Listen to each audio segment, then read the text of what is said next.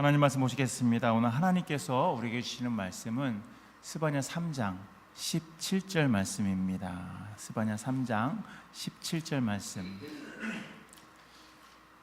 우리 함께 한 목소리로, 한 절이니까요. 우리 한 목소리로 봉독하시겠습니다. 너의 하나님 여호와가 너의 가운데 계시니 그는 구원을 베푸실 전능자이시라. 그가 너로 말미암아 기쁨을 이기지 못하시며 너를 잠잠히 사랑하시며 너로 말미암아 즐거이 부르며 기뻐하시리라 하리라. 아멘. 네.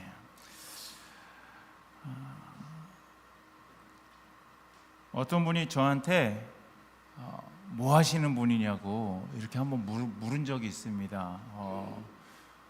선생님은 뭐 하시는 분이십니까? 제가 이제 선생님 타이틀을 또 달게 됐어요. 또 이렇게 나이 좀 먹으니까요. 선생님이라고 부르고 그렇게 부릅니다. 자네가 아니라 이제 선생님이라고 부르더라고요.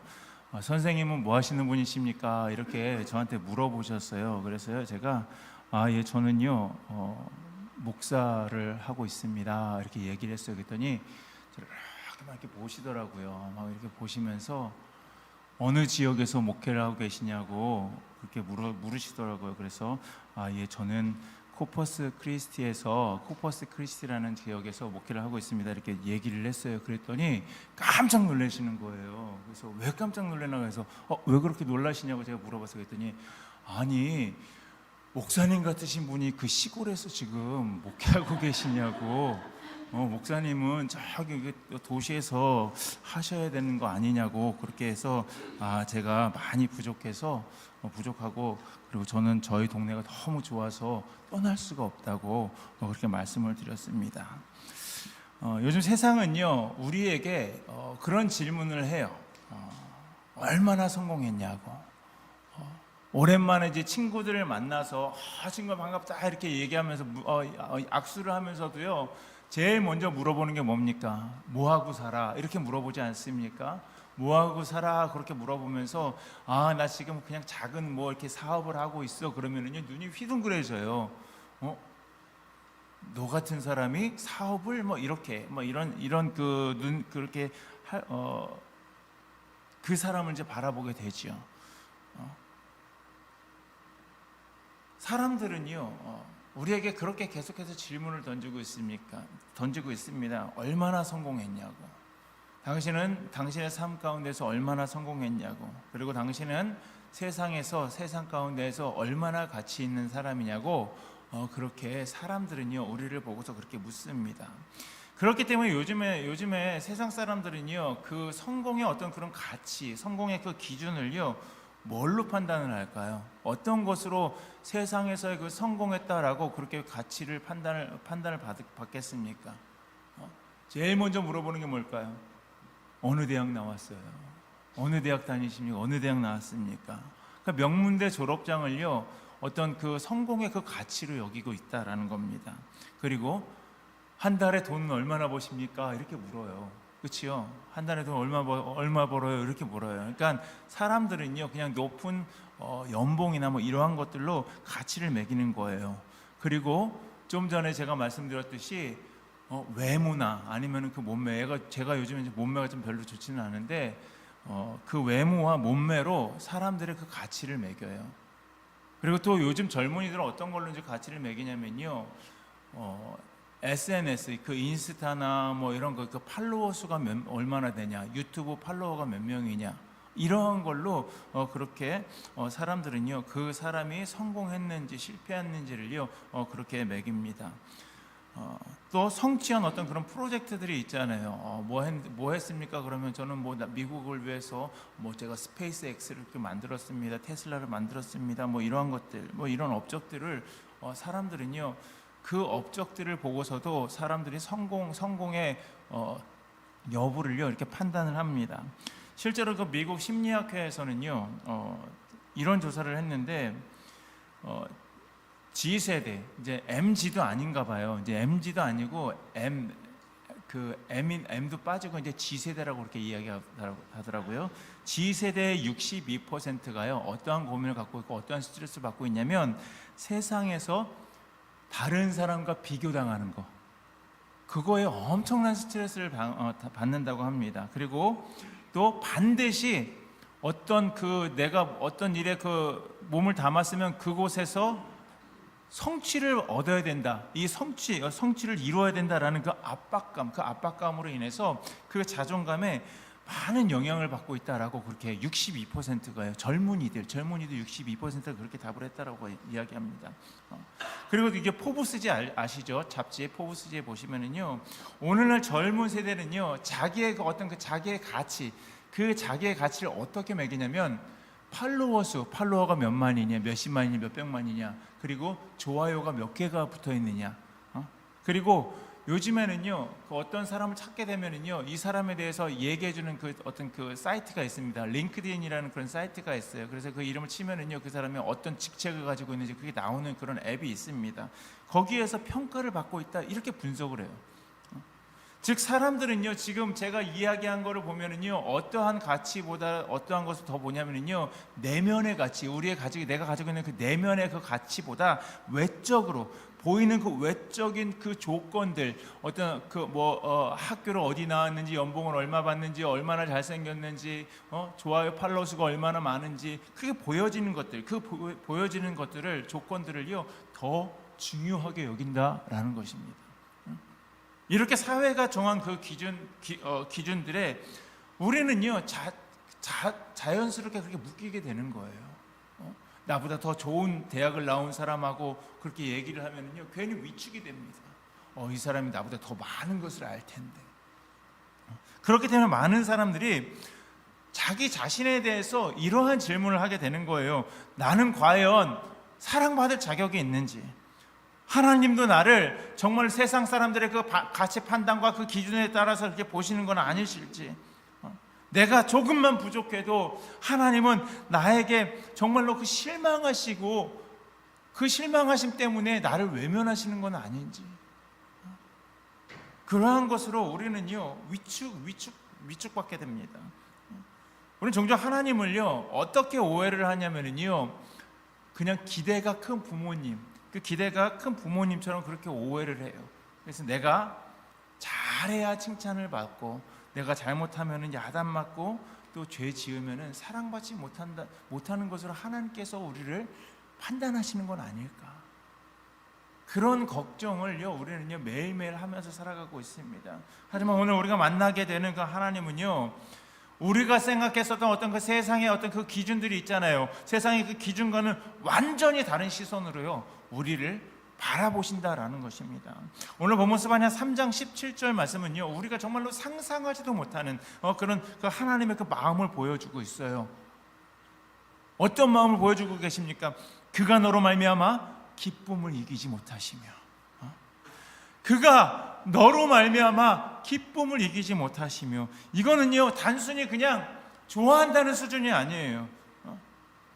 하나님께서 말하는 이 기쁨을 이기지 못한다는 그 의미는요, 너 때문에 내가 너무 기뻐서, 너 한 사람 때문에 내가 너무 기뻐서 참을 수가 없다라는 거예요. 그렇기 때문에 잠잠히 묵묵히 끝까지 사랑하시는 하나님, 심지어 너 때문에, 나 때문에 노래까지 부르시는 그 하나님, 우리가 아무것도 하지 않아도, 내가 아무것도 하지 않아도, 심지어 실패했어도 하나님은요, 나 때문에 기뻐하신다라고 오늘 본문 말씀 가운데 그렇게 말씀하고 있다는 겁니다.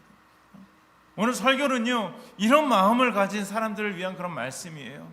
사람들의 그 평가 속에서 얼마나 지쳤습니까?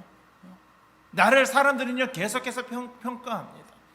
하나님 앞에서 그런 내가 자신이 없어서 고개 숙인 나와 같은 존재, 내가 하나님께 기쁨이 될 수 있을까 의심하는 그런 그 나를 위한 그런 사람들을 위한 말씀입니다.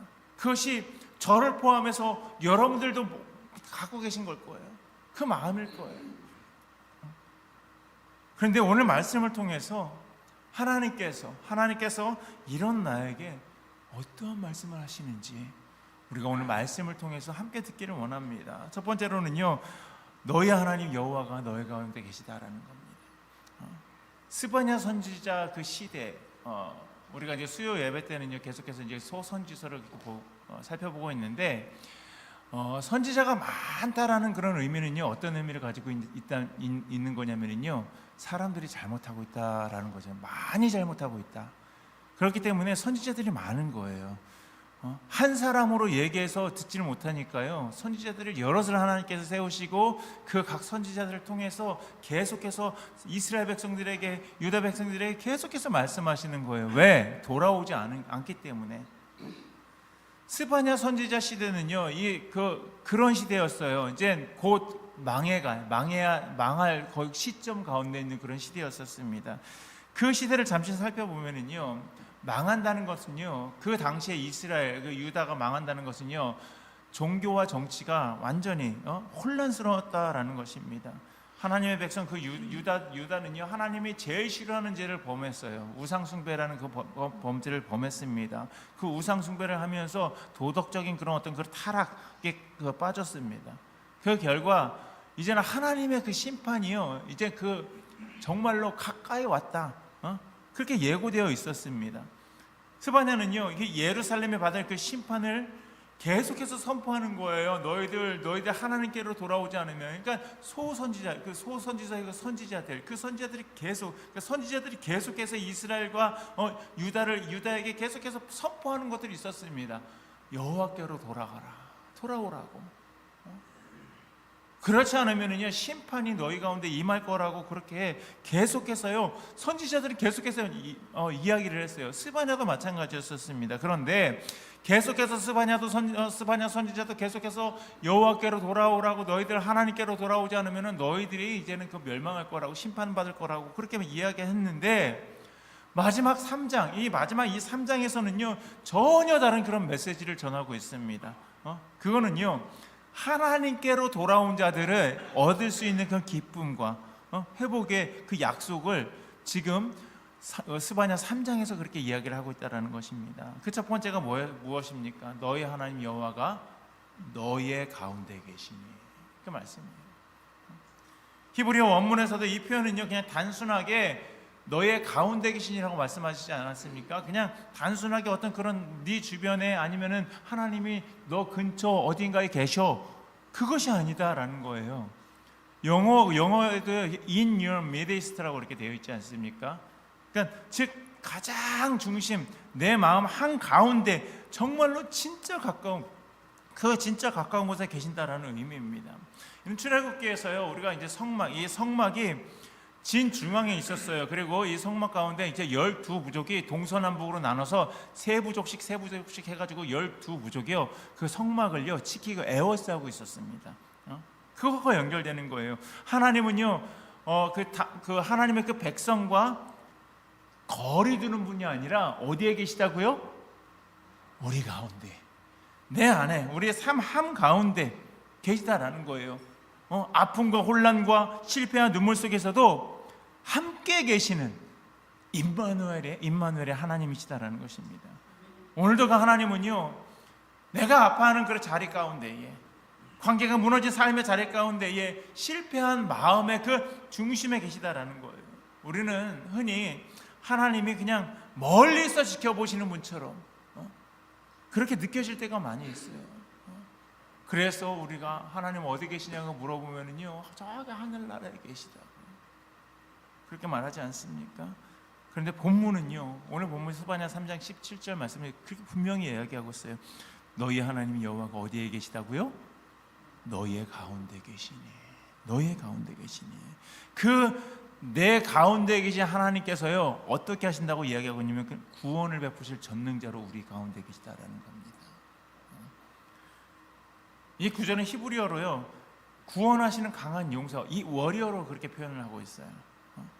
여기서 강한 용사는요, 어떤 사람을 가리키냐면요, 전쟁에 나아가서 그렇게 적을 무찌르고 백성을 구출하는 그런 히어로, 영웅, 전사, 그것을 가리키는 단어예요. 즉 하나님은요, 우리와 같이 그 연약한 그 백성 곁에 계시는 보호자이고, 그리고 우리를 향해 돌진해오는 그런 적을 물리치시고 건져내시는 구원의 용사로 우리 가운데 계시다라고 그렇게 말씀을 하고 있는 것입니다. 여러분, 세상은요, 우리에게 뭐라고 이야기하냐면요, 너 스스로가 너를 구해야 돼라고 그렇게 이야기를 합니다. 하지만 본문은 분명히 이야기하고 있어요. 누가 우리를 구원하신다고요? 하나님께서, 너희의 가운데 계신 그 하나님께서 우리를 구원하신다라고 그렇게 말씀을 하고 계신 겁니다. 이 구원은 그냥 단순하게 그냥 내가 너희의 죄를 사하노라 이렇게 하는 것이 아니에요. 그냥 그 단순히 죄 용서를 넘어서 이사야 61장 1절에서 3절 말씀과 같이 마음이 상한 자를 고치시고, 그리고 포로된 자에게 자유를, 그리고 갇힌 자에게 그렇게 노임을 주셔서 회복시키시는 그런 완전한 그런 구원을 이야기하고 있다라는 겁니다. 하나님께서는 그렇게 우리 마음 한가운데에 들어오셨습니다. 그리고 우리의 삶 가운데에서 우리를 구원하시는 강한 용사로 그렇게 함께 계시다라는 겁니다. 사랑하는 성도 여러분, 지금 나의 삶의 중심에, 내 삶의 중심에 무엇으로 가득 차 있습니까? 여러분들의 그 마음에는요, 무엇으로 가득 차 있습니까? 우리를 구원하시는 그런 강한 용사로 하나님께서 나와 함께 계심에도 불구하고 내 마음 가운데 떠나지 않는 그런 걱정으로 가득 차 계십니까? 아니면 외로움으로, 나이가 들면 들수록 이제 외로움이 더 커진다고 이야기하는데 그 외로움이 내 마음 한가운데 가득 차 있습니까?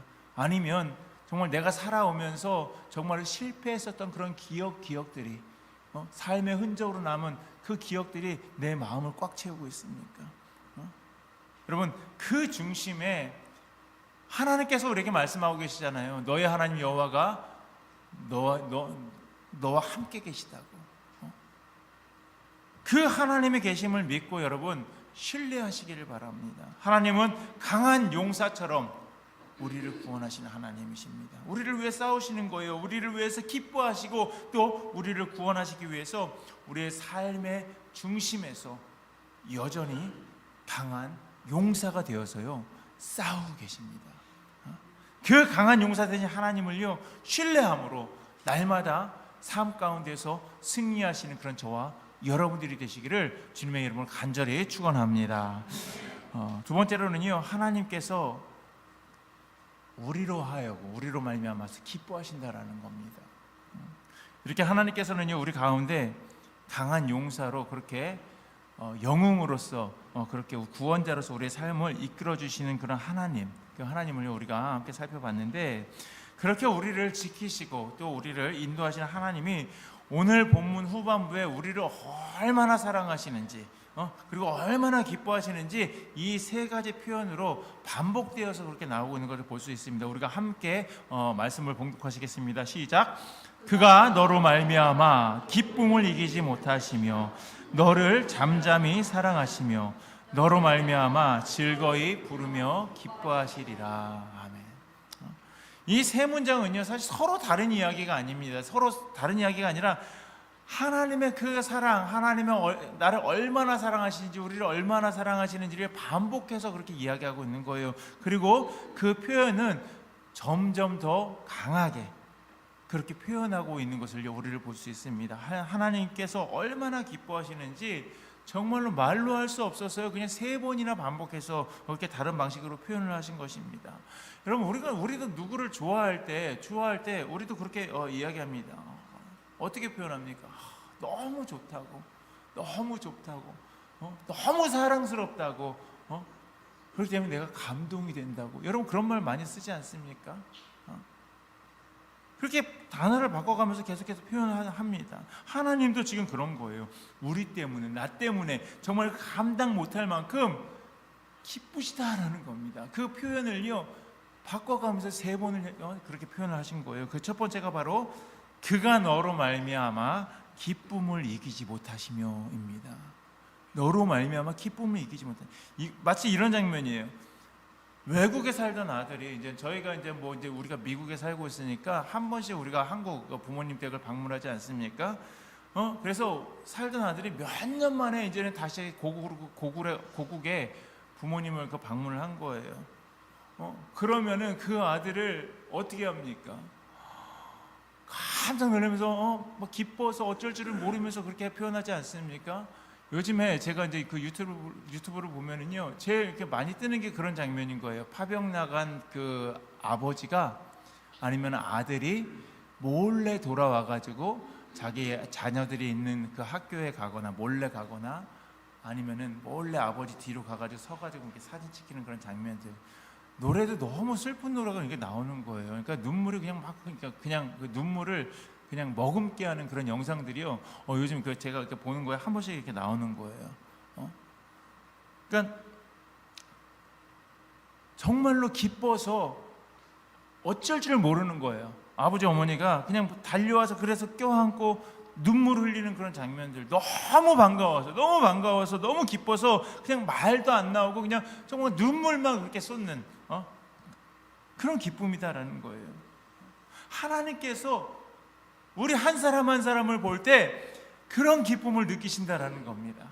그리고 계속 그 기쁨은 네가 뭘 잘했기 때문에, 내가 뭘 잘했기 때문에 그렇게 생기는 게 아니라 그냥 내가 하나님께 속한 존재이기 때문에, 하나님께서 사랑하시는 그런 자녀이기 때문에 그런 생기는 기쁨이다라는 거예요. 우리 때문에. 두 번째로는요, 그렇기 때문에 너를 잠잠히 사랑하신다라고 그렇게 말씀하시는 겁니다. 여기 나오는 그 잠잠이라는 표현이요, 우리가 알고 있는 잠잠이는 뭡니까? 조용히, 뭐 이런 뜻이잖아요. 그런데 여기서 그냥 조용히 사랑한다라는 뜻이 아니에요. 이 뜻은요, 하나님께서 당신의 어떤 그 하나님의 사랑 안에서 스스로 만족하고 스스로 기뻐하신다라는 그런 표현입니다. 이해하기 쉽게 말하면 이런 거예요. 지금은 자녀들이 다 커가지고 지금은 뭐 막 징그럽고 막 이렇지 않습니까? 그런데 내 아이가 아주 어렸을 때를 한번 생각해 보세요. 그냥 낮잠을 이렇게 막 자고 이렇게 막 토닥토닥 해주면서 아이를 보면서 토닥토닥 해주면서 이렇게 보지 않습니까? 그럼 어떤 마음, 어떤 생각을 하셨어요? 내 새끼 참 이쁘다 이런 생각하지 않습니까? 그러면서 어떻게 미소가 이렇게 절로 이렇게 지어집니다. 그러니까 어떤 말도 필요 없는 거예요. 어떤 말도 필요 없고 그냥 존재 자체. 이 아이가 내 아이로 세상에 태어난 그 존재 자체만으로 너무 행복한 거예요. 감사한 거예요. 그 마음입니다. 하나님께서요, 우리를 그러한 방식으로 우리를 사랑하신다라는 거예요. 그냥 말 없이 조용히 깊이 있게 묵묵하게 우리가 뭘 하든 뭘 안 하든 그 사랑, 하나님의 그 사랑은요, 줄어들지 않는다라는 겁니다. 세 번째로요, 너로 말미암아 즐거이 부르며 기뻐하리로다. 그 말씀이에요. 이 표현은요, 하나님이 나 때문에, 우리 때문에 노래하신다라는 거예요. 여러분, 우리가 보통 하나님을 찬양하는 쪽이 누굽니까? 우리 아닐까요? 우리잖아요. 우리가 하나님을 뭐 찬양함으로 이렇게 그렇게 영광 돌리잖아요. 그런데 여기서는 반대로 하나님께서 우리 때문에 노래하신다라는 겁니다. 마치 아빠가 생일을 맞아 아이를 위해서 막 생일 축하 노래를 불러주는 것 같이 자랑스러운 자녀를 보면서 내 아들이라고 내 딸이라고 그렇게 자랑하며 기뻐하듯이 하나님께서는요, 우리를 보면서 그렇게 기쁨을 감추지 않으신다라는 겁니다. 우리가 잘났든 못났든 뭘 하든 뭘 하지 않든 그냥 우리 존재 자체만으로 하나님께서는요, 그 기쁨, 그 기쁘심을, 그 기뻐하심을 표현한다라는 거예요. 그런데 이 세 표현은요, 그냥 단순히 그냥 나열한 것이 아닙니다. 하나님이 마음이 점점 커지고 있는 그 순서대로 그렇게 나열한 거예요. 처음에는 속으로 기뻐하시는 그런 정도. 그 다음으로는 그 사랑 안에서 조용히 만족하시면서 그렇게 결국 기뻐서 노래까지 하시는 그런 하나님으로요, 그 강도가 점점 세지는 것을 우리가 볼 수 있습니다. 이게 바로 하나님의 감정이에요. 하나님께서 우리를 보시는 그런 감정이다라는 거예요. 그런데 이 말씀은 단순히 그냥 하나님이 기뻐하신다라는 것이 아닙니다. 우리가 온전히 회복되었고 우리가 거룩하게 되어가는 그런 존재라는 그런 전제 위에 우리가 온전하게 회복되어지고요, 우리가 성화되어가는, 거룩하게 되어가는 그런 전제 위에서 주어진 그 약속이 바로 이 말씀인 거예요. 스바냐가 그 사람들이 정말 하나님을 떠나고 하나님을 배신하고 우상 숭배하고 어떤 그 도덕적인 그런 타락 가운데 있는데 그렇게 이야기하고 있는데, 야, 하나님께서 그런 너희들을 이렇게 사랑하신 거 그게 아니다라는 거예요. 우리가 정말 온전히 회복되어가는 그런 과정 가운데에서 우리의 삶이 정말 이제는 하나님을 닮은, 예수님을 닮은 그런 삶으로 그 변화되는 그 전제 위에 주어진 약속이다라는 거예요. 그리고 하나님의 그 기쁨은요, 우리의 어떤 그 자격이 있어서가 아니라 하나님이 그렇게 하시기로 결정하신 사랑이었다라는 겁니다.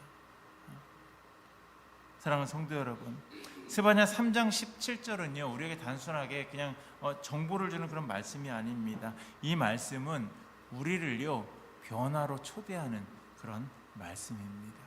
너희가, 그러니까 그 스바냐서 1장 2장에서 하나님께서 말씀하신 것을 스바냐 선지자가 전했던 것을, 그게 돌아오지 않으면 너희들은 이렇게 될 거야라는 것에서 이제는 너희가 만약에 돌아오면 하나님께서 이렇게 하실 거라고, 그러니까 우리를 변화로 그렇게 초대하는 말씀인 겁니다. 하나님의 그 사랑과 하나님의 그 기쁨을 들었다면 이제 우리는 그 사랑 안에서 우리가 다시 살아나야 하는 것입니다. 그렇기 때문에 첫 번째로요, 하나님이 나를 사랑하신다라는 그 사실, 확신을 여러분 회복하시길 바랍니다. 사람의 말보다, 내 감정보다 더 중요한 그 사실이 있는데, 그것은 바로 하나님께서 지금도 나를 사랑하신다라는 그런 진리의 말씀입니다. 어떤 날은요, 우리의 감정이 그 기복이 있잖아요. 그렇기 때문에 어떤 날은 내가 거울에서 나를 봐도 어떤 날은 정말로 괜찮아 보이는 날이 있어요. 그런데 어떤 날은요, 내가 너무 초라해 보이고 정말로 아무것도 하찮은 존재로 보일 때가 있습니다. 하지만 하나님께서는요, 그런 날에도 불구하고 하나님은 한 번도 나를 포기하신 적이 없다라는 거예요. 내가 하나님을 잠시 놓쳤을지라도 하나님은요, 단 한순간도 나를 그렇게 놓지 않으셨다. 여러분, 이 사실을요, 여러분 붙잡고 살아가시기를 바랍니다. 내가 나를 포기하는 때도 너무나도 많이 있어요. 하지만 하나님께서 내가 나를 포기하는 그 순간에도 하나님은요, 결코 우리를 포기하지 않으신다라는 것입니다. 두 번째는 나를 향한 하나님의 그 기쁨을 믿고 누리시길 바랍니다. 하나님은요, 내가 어떠한 성과를 올렸기 때문에 내가 하나님께서 기뻐하시는 일을 했기 때문에 그 기뻐하시는 분이 아니다라는 거예요. 우리의 존재 자체로 기뻐하시는 분이 바로 하나님이십니다. 우리는 종종 그냥 그렇게 생각해요. 내가 뭘 잘했으니까 하나님께서 나를 기쁘게 여기시겠지. 우리 아이들도 그렇잖아요. 자기들이 어떤 그 부모님이 좋아할 만한 일을 하면은요, 부모님한테 당당히 와가지고 당당히, 엄마 내가 이거 했어요, 당당하게 얘기하잖아요. 그냥 잘못한 거 있으면 어떻게 해요? 숨기거나, 엄마 내가 이거 했는데 어떡하죠? 벌써 목소리부터 톤이 다르잖아요.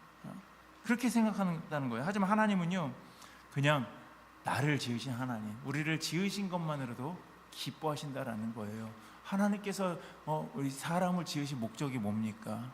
하나님께서 영광 받으시기 위해서 지으셨잖아요. 그렇게 우리를 지으신 것만으로도 하나님께서는 기뻐하신다라는 거예요. 부모가 자녀를 사랑하듯 하나님은요, 우리를 향해서, 나를 향해서 그 깊은 애정을 갖고 계시다라는 거예요. 물론 부모는 자녀가 잘못하면 실망도 하고 화를 내기도 하죠. 하지만 하나님의 사랑은요, 그보다 훨씬 더 깊고 그리고 완전한 사랑이다라는 겁니다. 하나님은요, 우리가 아직 부족하고 내가 아직 연약한 모습일지라도 그냥 그 존재, 네가 있어서 나는 기쁘다, 네가 있어서 나는 행복하다, 그냥 그 존재만으로 그렇게 우리 안에 있는 하나님의 그 형상을 바라보시면서 웃으시는 분, 그분이 바로 하나님이십니다. 그렇기 때문에 오늘 이렇게 하루를 선포해 보시기 바랍니다. 하나님은 오늘도 나로 인해서 기뻐하신다. 나는 하나님의 기쁨이라고.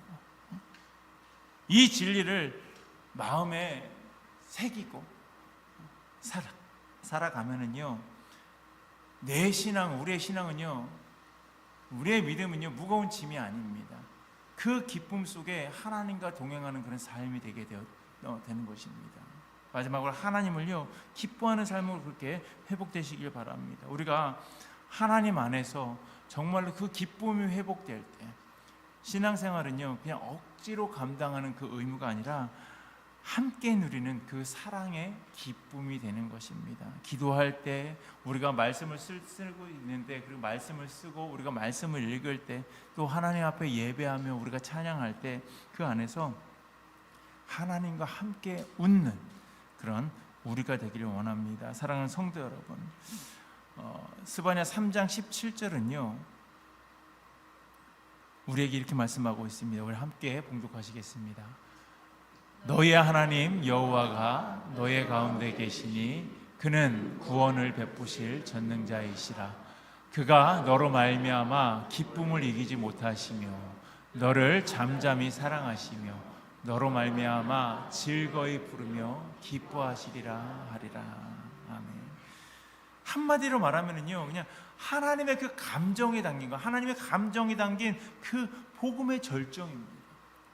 이전에 그 어떤 그 하나님의 어떤 그 진노와 그리고 하나님의 그 심판의 그 대상이었던 그 백성들이 이제는요 하나님의 기쁨이 되고, 그리고 하나님의 그 노래의 그 이유가 되었다라는 거예요. 그냥 이 말씀은 단지 그냥 먼 훗날 그냥 이스라엘에게만 해당되는 말씀이 아닙니다. 오늘 우리에게도 동일하게 주시는 그 하나님의 사랑의 선언, 그것이 바로 오늘 본문 말씀인 것입니다.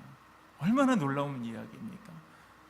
우리는요 하나님께 부담이 아니래요. 내가 하나님의 부담이 아니래요. 하나님의 기쁨이라고 지금 그 스바냐 선지자가 그렇게 말씀을 하고 있는 겁니다. 여러분, 옆 사람을 보고요 한번 이렇게 얘기해 보세요. 당신은 하나님의 부담이 아니라 하나님의 기쁨입니다. 이렇게 한번 얘기해 보세요. 우리는 하나님의 부담이 아니래요. 내가 잘하고 잘못하고 내가 잘못했을 때 우리 부모가 자녀를 그 책임져야 하는 그 부담이 아니라 그냥 그 존재 자체만으로 우리는요 하나님의 그 기쁨이다라고 이야기를 하고 있다는 것입니다. 우리는 하나님의 후회가 아닙니다. 하나님의 찬양의 제목입니다. 그렇기 때문에 이제 우리는요 이 사랑 안에서 기쁨이 회복이 되어야 되는 거예요. 처음에 제가 어떤 말로 시작됐습니까? 다른 사람들한테 우리는